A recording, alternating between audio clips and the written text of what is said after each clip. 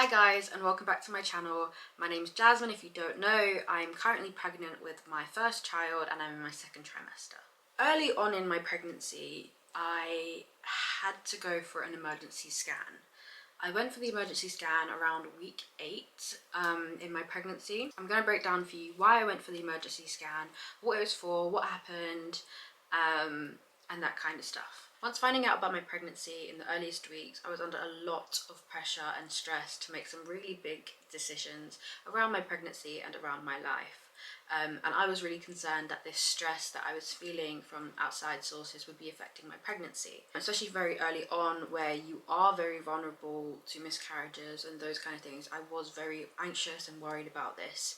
Despite doing my self-referral as soon as I knew I was pregnant, I had been allocated quite a late booking appointment and quite a late ultrasound, and because I was still in the process of deciding what was right for me and my child at that time, everything felt really quite late to be making those kind of decisions. So I just felt like a lot of the stress and pressure that was going on around these big decisions and crucial moments that were going on would be affecting my pregnancy, in terms of stressing the baby out and could cause complications. So I was really quite on it about keeping an eye on that. So one of the weeks where I was really stressed, I started to experience really sharp pains in like my lower stomach above my bikini line, and this was early on. This was about week 8, but I was getting sharp pains where I would keel over in pain and feel frozen there for at least a minute or two, and that's not really normal, and it doesn't sound good at all when you say I'm keeling over in pain and I can't move. And because of that, once I know that there's something wrong, I will always be like, I need to go get checked out, I need to blah blah blah. So my mind goes, worst case scenario, I need to get checked out, get whatever help, whatever, that kind of stuff. So for me, when this was happening, and it happened more than once in a day, I was really concerned. The first thing that I did, because I hadn't had my booking appointment yet, because I hadn't been allocated a midwife, because I didn't have any of the triage numbers that was provided to me later on in the booking appointment, because I didn't have any of that at the time. I was just online, I was Googling, and I was freaking myself out. And this is really when I learned that Google is not your friend, okay? In pregnancy, I know it's really tempting to just Google things and read people's replies on forums and all this stuff, but Google is not your friend, and what you see online is not true for everyone. So take everything with a pinch of salt if you do read things online, because you can really freak yourself out. And don't get me wrong, there can be instances where these horrible things do happen, but stressing yourself out about them is not going to help. The best thing to do is to seek help from your health practitioner about any concerned stuff you have.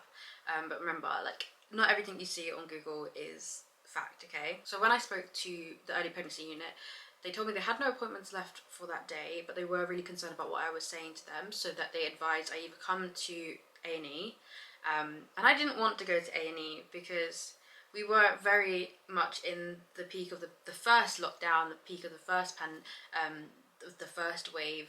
I didn't want to go there and just sit around all day, not really knowing what's going on. And the other option that they provided to me was to go to another early pregnancy unit at another hospital, who was about half an hour away, and they finished their morning clinic by about 45 minutes. So I literally had to leave the hospital, like get in my car, blitz over there.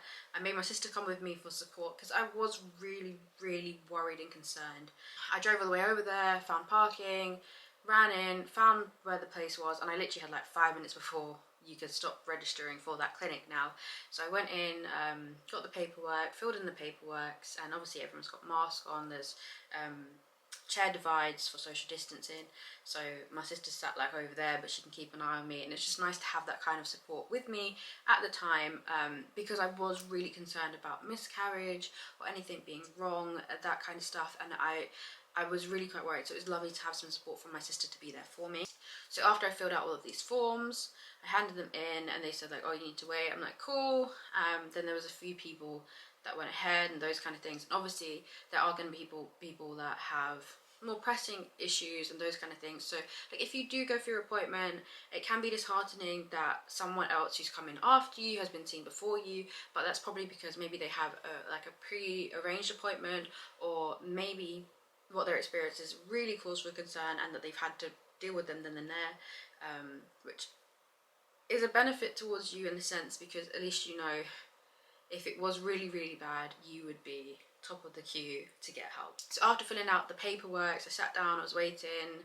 I waited for like 2-3 hours, and I was just sitting there in pure anxiety, just sitting there going, and not really knowing what was happening or what to do. And then I am pretty sure I had to go and empty my bladder. At some point when a sonographer came to me, I had to empty my bladder. Then they took me into a room. They said I'd have to go by myself. So this is one of the first experiences I had with the hospital since the pandemic. And this is how I learned, like, you can't have someone come with you, you can't have visitors, you can't have the child's father or my sister, you can't have anyone come with you into the ultrasound, which is really sucky, really, really sucky. That was what happened. So I emptied my bladder, and then I went into this room with this sonographer, and the doctor was in there as well. They got me to sit on the bed, and I've had a ultrasound before, not connected to this pregnancy, but I've had an ultrasound before. I've had one for my foot, like, long story, but I've had them before, and I've had one for my stomach. So when they told me to remove my trousers, I was a bit like, huh? What do you mean? And essentially they did a transvaginal ultrasound, that's what they call it. So the normal ultrasound you expect to be over your belly. This one was actually over my vagina, I think that's the best way of saying it, without actually seeing it. That's what it felt like. They, like, I would say, lubed the thing up, the stick thing, and then they went downstairs, they went down there and they applied some pressure, and it was quite uncomfortable. Maybe that's because I wasn't prepared for it to happen, I didn't know what was happening, but they went down there and they had their screen like to the right of me, so they could see it, but I couldn't really see it. They started looking around, doing their things, and asking me a couple of questions, and then they started saying, like, everything looks fine. And then at some point she turned, the doctor lady, she turned the screen towards me and was like, would you like to see the baby? And I was like, yeah. And she turned the screen to me, and I literally just wanted to cry. I just wanted to sit there and cry. It was such an overwhelming moment, just seeing this little baby on this screen, on this grey and black and white kind of screen, and seeing this little baby, this little bean. And she said, like, oh, do you see this here? And I was like, yeah. And it was this little thing, and it kept like going like that, like, and she was like, that's the baby's heartbeat. And honestly, in that moment, I wanted to break down. I'm pretty sure I did start crying at that point, because that was one of the moments where it becomes real. Once you first see the baby, it becomes real. And for me, where I was having a lot of pressure around making a decision about whether to keep the child or not, I already knew what I wanted to do in my heart, but seeing the little baby on the screen with his little heartbeat, and it just going and literally seeing how bad they were trying to fight to live, there was no way anyone's going to change my mind. My decision was cemented as soon as I saw that child. There was absolutely no way anyone could convince me otherwise. So I was really quite overwhelmed, and I didn't get any pictures or anything like that, but it was just nice to have that reassurance, because the doctors was like, no, everything looks fine, baby's in the right place, it's not ectopic, I think that's the word, it's not in the wrong place or anything like that, baby's in the right place, baby looks fine, everything looks fine, the heartbeat's there, and that should put some peace of mind. That was such an important day during my pregnancy journey, because it cemented for me that no one was going to change my mind about keeping my child. There was nothing that could stop me from protecting this child with everything I have.